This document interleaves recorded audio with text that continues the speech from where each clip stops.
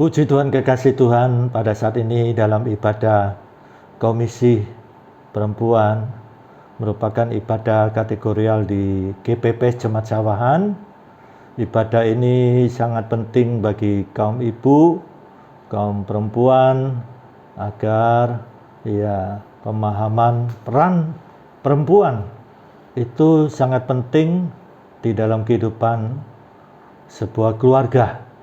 Mari kita berdoa. Bapa Surgawi, kami bersyukur pada saat ini kesempatan kami sebagai umat ciptaan Tuhan. Kami diciptakan dalam peran kami masing-masing. Ada yang sebagai laki, ada yang sebagai perempuan, ada sebagai suami, ada yang sebagai istri, ada yang sebagai bapak, ada yang sebagai ibu. Sungguh Tuhan, Tuhan sudah tempatkan kami pada tugas kami masing-masing, dan kami harus mempertanggungjawabkan kepada Tuhan. Pada saat ini Tuhan, kami sambut kebenaran firman Tuhan di dalam nama Tuhan Yesus Kristus. Amin.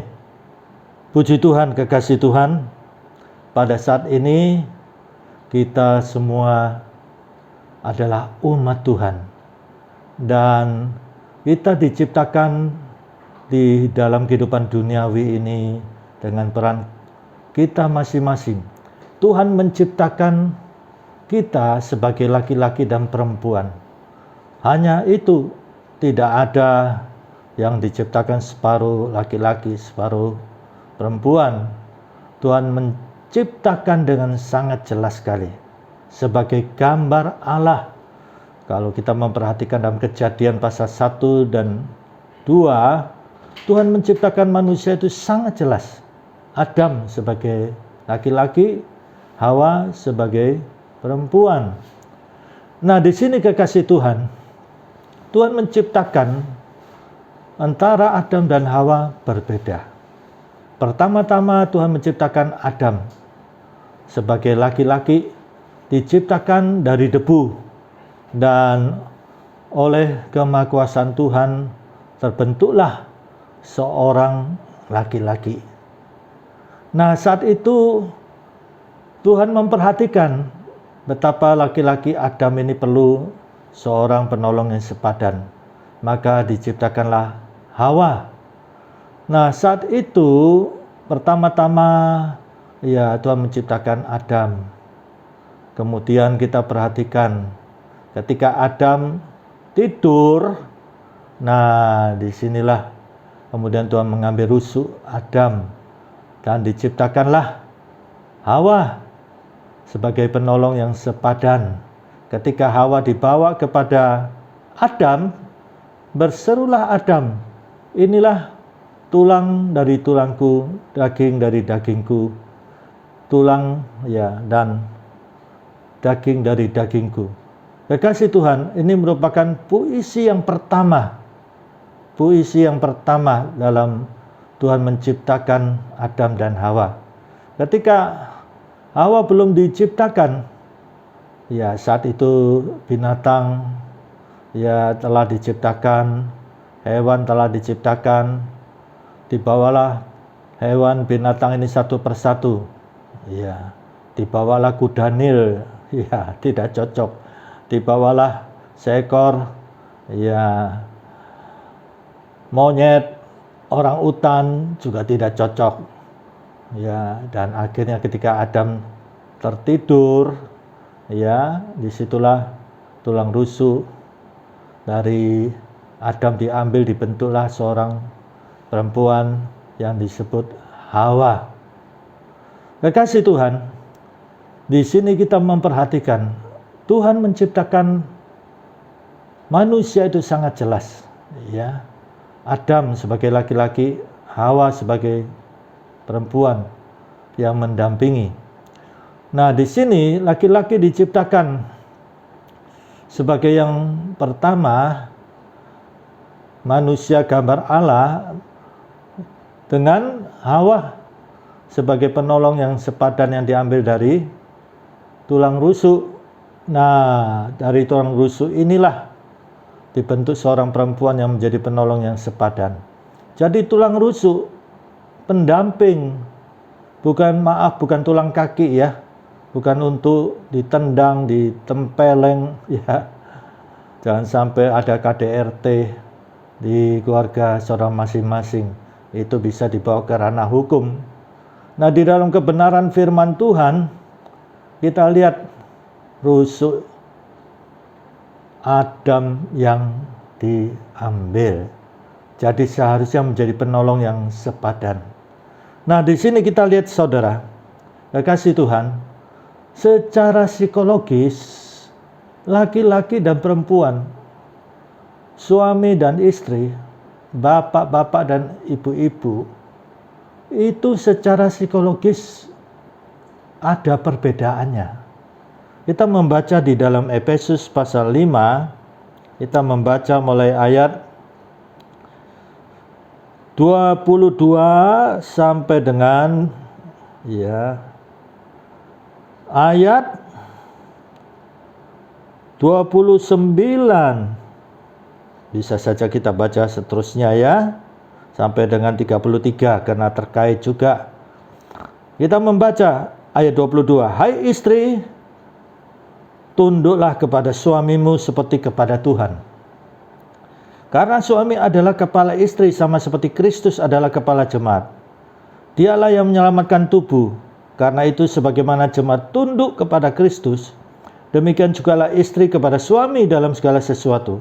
Hai suami, kasihilah istrimu sebagaimana Kristus telah mengasihi jemaat dan telah menyerahkan dirinya baginya untuk menguduskannya sesudah ia menyucikannya dengan memandikannya dengan air dan firman, supaya dengan demikian ia menempatkan jemaat di hadapan dirinya dengan cemerlang, tanpa cacat atau kerut atau yang serupa itu, tetapi supaya jemaat kudus dan tidak bercela.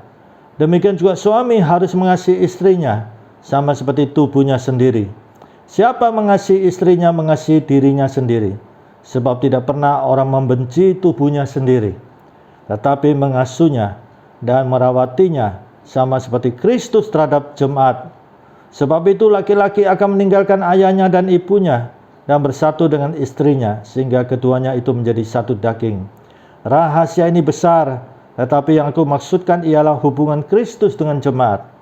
Bagaimanapun juga bagi kamu masing-masing berlaku, kasihilah istrimu seperti dirimu sendiri. Istri hendaklah menghormati suaminya. Amin. Kekasih Tuhan, di dalam kebenaran yang disampaikan Rasul Paulus ini, kebenaran ini sangat dalam sekali.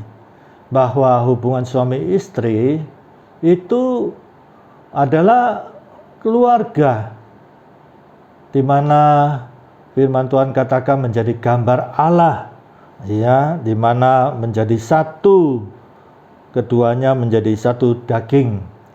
Nah, ini merupakan bagian dari tubuh Kristus. Ini harus dipahami, di mana Yesus sebagai kepala dari tubuh Kristus, dari jemaat. Kekasih Tuhan, prinsip ini harus kita perhatikan, bahwa keluarga bagian dari jemaat, dan jemaat itu adalah tubuh Kristus di mana Yesus sebagai kepala. Nah, sebagaimana tubuh Kristus itu harus menjadi saksi, dengan demikian sang kepala itu Yesus Kristus dimasyurkan, dimuliakan.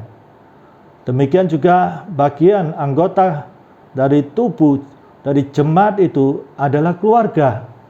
Nah, di sini terbentuknya keluarga, yaitu gambar Allah, suami dan istri. Perhatikan baik-baik.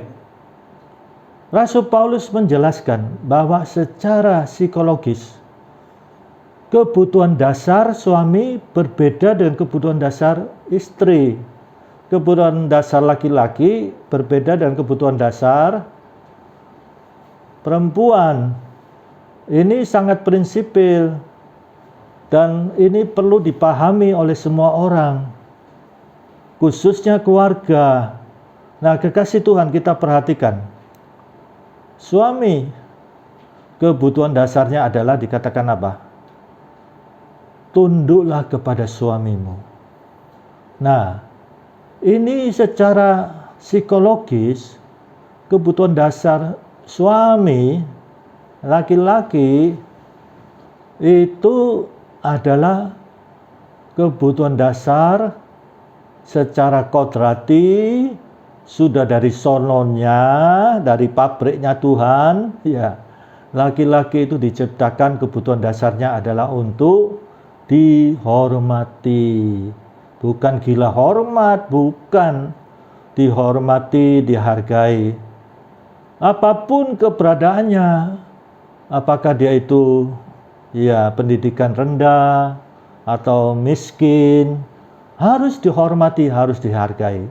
Itu kodrati, itu kebutuhan dasar, sudah dari sononya kebutuhan dasar suami.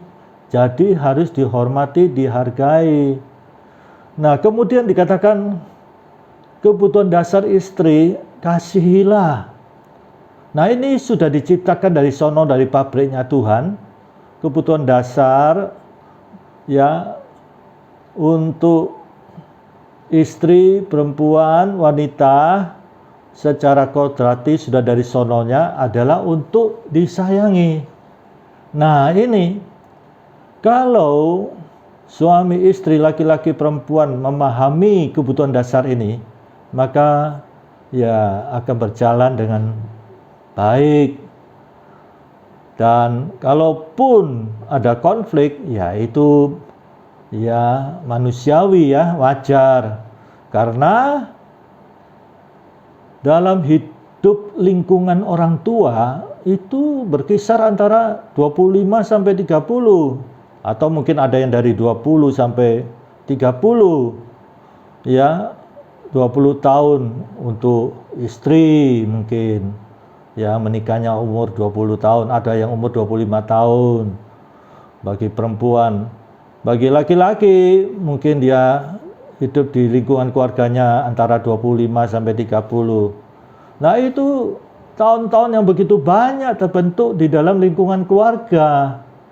Sedangkan berpacaran itu ya rata-rata standar itu ada yang 5 tahun, ya, ada yang 2 tahun, antara 2 sampai 5 tahun berpacaran.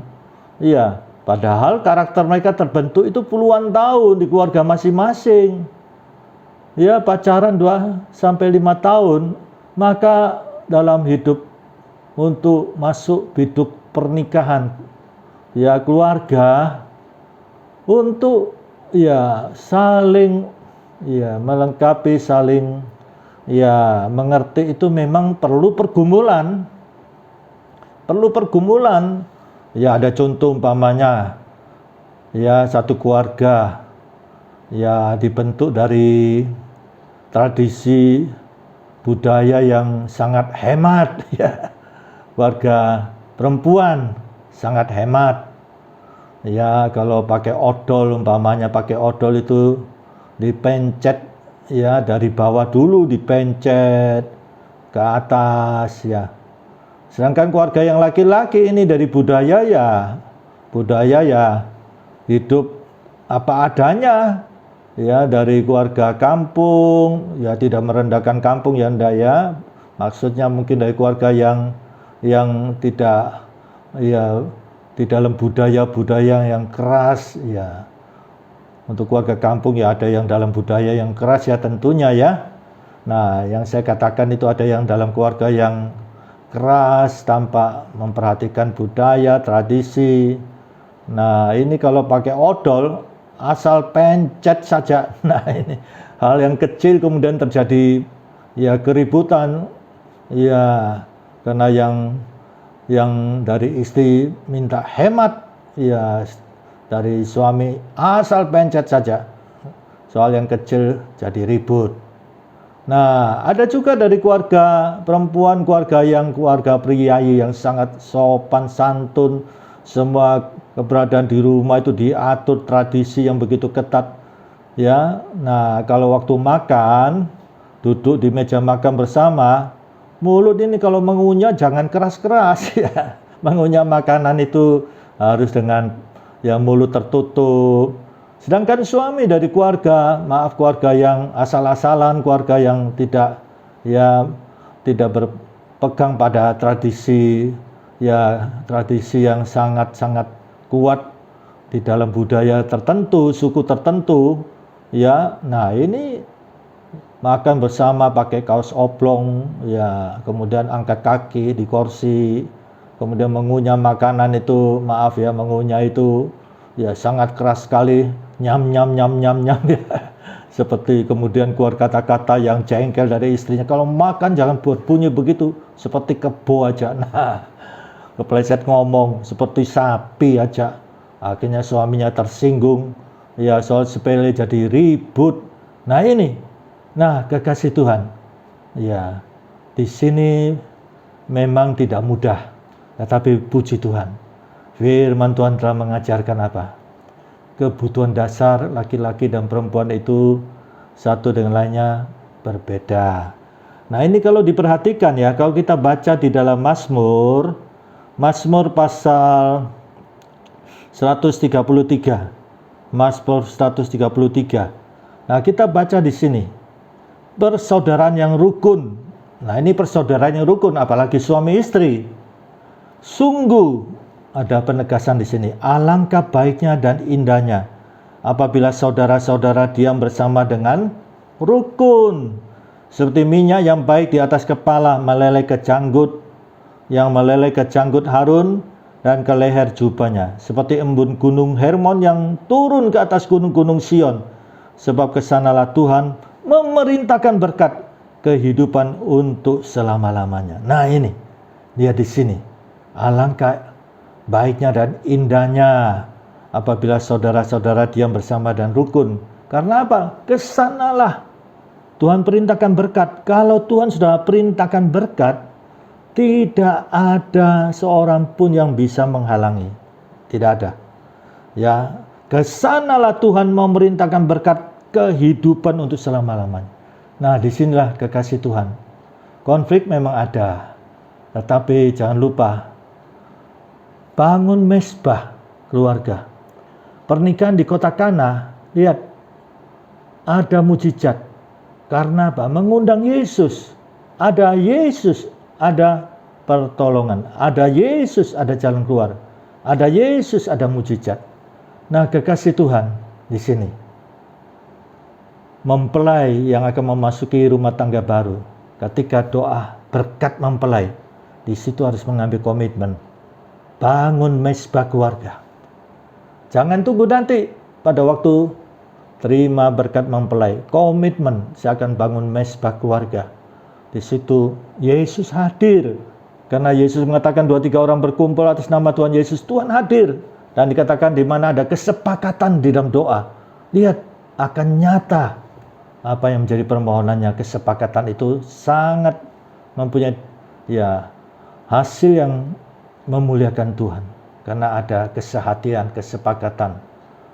Nah, demikian juga saudara kekasih Tuhan harus perhatikan bahwa keluarga itu bagian dari tubuh Kristus dan Kristus itu adalah sang kepala.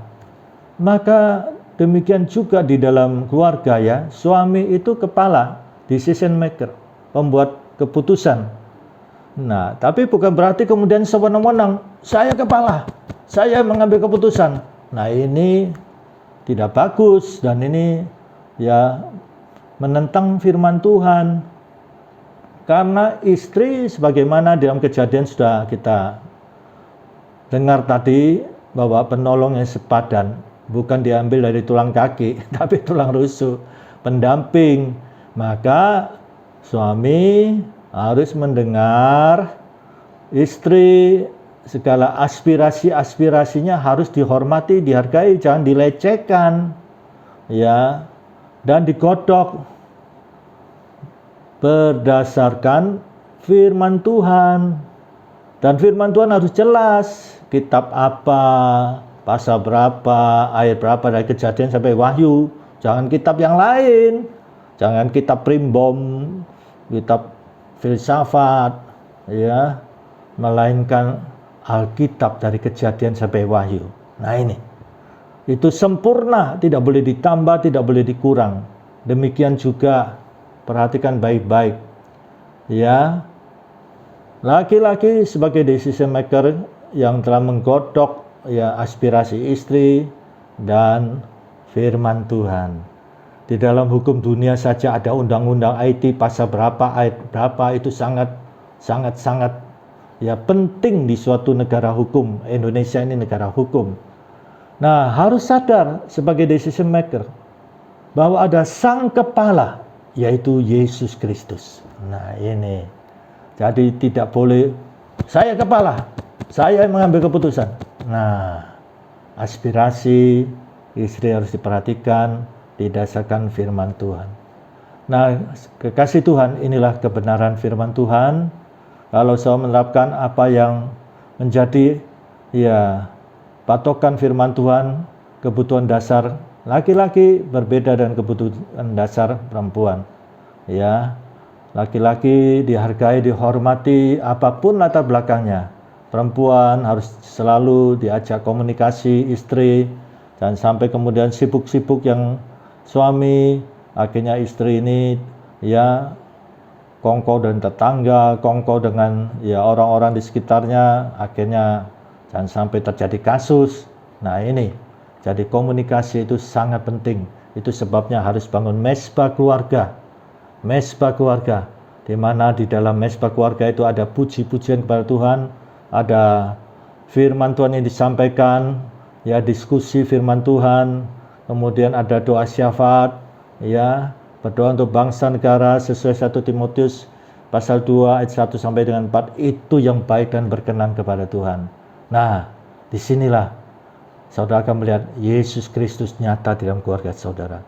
Keluarga saudara menjadi keluarga yang diberkati Tuhan, menjadi gambar Allah, Tuhan dimuliakan. Puji Tuhan, mari kita berdoa.